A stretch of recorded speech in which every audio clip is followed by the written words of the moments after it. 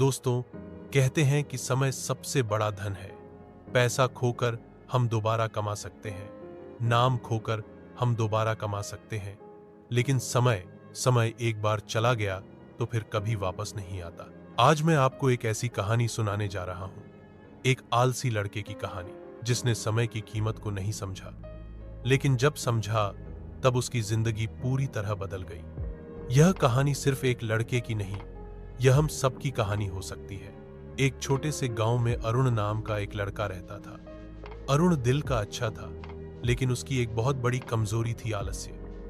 वो हर काम को टाल देता। पढ़ाई करनी है, कल कर लूंगा। घर का काम, अभी मन नहीं है, बाद में करूंगा।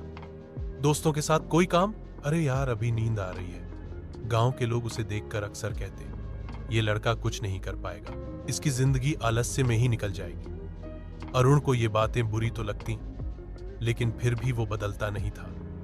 उसके मन में हमेशा यही चलता था, अभी तो बहुत समय है, जिंदगी लंबी है, क्यों इतनी जल्दी जल्दी सब करूं। अरुण के पिता एक किसान थे, मेहनती इंसान। सुबह सूरज निकलने से पहले खेत में पहुंच जाते और शाम ढलने तक काम करते। एक दिन पिता ने अरुण से कहा, बेटा, जिंदगी में कुछ बड़ा करना है तो समय की कीमत समझो।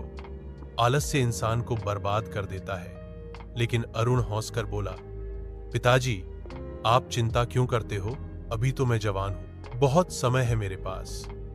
पिता ने गहरी सांस ली और चुप हो गए। गांव में एक दिन एक बड़ी कंपनी आई। उन्होंने गांव के बच्चों को नौकरी का ऑफर दिया। शर्त यह थी कि जो टेस्ट पास करेगा वही चुना जाएगा। अरुण के दोस्तों ने तुरंत तैयारी शुरू कर दी। किताबें खोली, नोट्स बनाए, दिन रात मेहनत की। लेकिन अरुण, उसने सोचा, अरे टेस्ट में अभी 10 दिन बचे हैं, कल से पढ़ाई कर लूंगा। कल आता तो कहता, अभी तो 9 दिन है, फिर 8, 7 और देखते देखते टेस्ट का दिन आ गया। टेस्ट हॉल में अरुण खाली बैठा रह गया। न उसे कुछ आता था, न कुछ लिख पाया। नतीजा साफ था, अरुण फेल हो गया। उसके दोस्त सिलेक्ट हो गए और शहर जाकर अच्छी नौकरियां पाने लगे। अरुण गांव में ही रह गया और लोगों की बातें और ताने सुनता रहा। दिन बीतते गए। अरुण ने देखा कि उसके सारे दोस्त अब आगे बढ़ गए हैं। कोई इंजीनियर बना, कोई डॉक्टर, कोई बिजनेस में सफल। वो सोचने लगा, काश मैंने समय रहते मेहनत की होती, काश मैं आलसी न होता। लेकिन अब वो काश उसकी जिंदगी में जहर की तरह चुभ रहा था। एक दिन गांव में एक बुजुर्ग साधु आए। लोग दूर दूर से उनसे मिलने आते थे, क्योंकि उनके पास जीवन की गहरी सीख थी।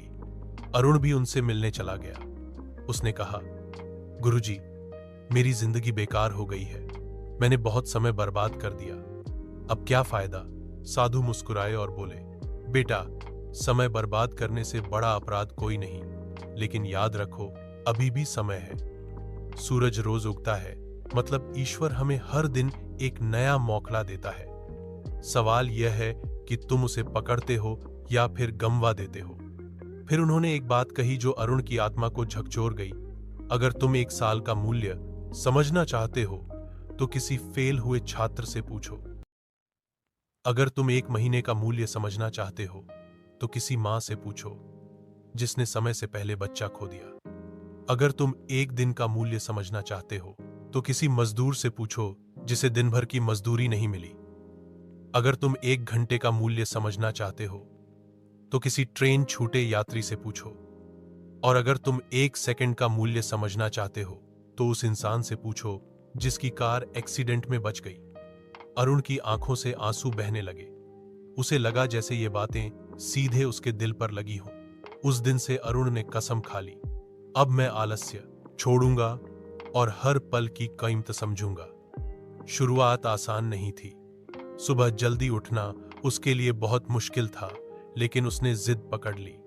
धीरे धीरे उसने अपना टाइम टेबल बनाया। सुबह योगा, फिर पढ़ाई, फिर पिता के काम में हाथ बौटाना।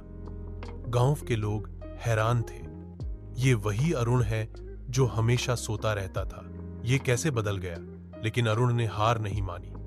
वो दिन रात मेहनत करता रहा, 2 साल बीत गए। अरुण ने पढ़ाई पूरी की और एक सरकारी एग्जाम की तैयारी शुरू की। इस बार उसने आलस्य को पास नहीं फटकने दिया। रोजाना टाइम टेबल पर सख्ती से चलता, हर काम को समय पर पूरा करता। और फिर वो दिन आया जब एग्जाम का रिजल्ट आया। अरुण का नाम लिस्ट में सबसे ऊपर था। गांव वाले चकित थे।